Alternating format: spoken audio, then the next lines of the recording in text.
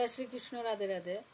জুরাসেন্ধু যে কংসের শ্বশুর ছিল, জুরাসেন্ধুর এত শক্তি ছিল, ভগবান শ্রীকৃষ্ণকেও যুদ্ধে হারিয়ে দিত। রীতিমতো ভগবান শ্রীকৃষ্ণ কিন্তু জুরাসেন্ধুর ভয়েতেই গিয়ে দারোগা নগরী নির্মাণ করে সেখানে সকল প্রজাদের নিয়ে দারোগায় রাজ করতে শুরু করলো। তবে ভগবানও একটা সময় ভক্তের কাছে ভয় পায়। জুরাসেন্ধুও কিন্তু ভগবান শ্রীকৃষ্ণের ভক্ত, তাই ভক্তর কাছে যুদ্ধে হেরে তিনি দারোগা নগরী নির্মাণ করে সেখানে রাজ করতে লাগলো।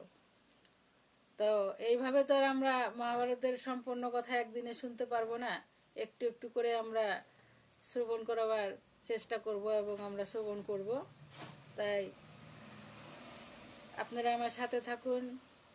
মহাভারতের যে কিছু কিছু বাণী আমি আপনাদেরকে বলে শোনাবার চেষ্টা করব।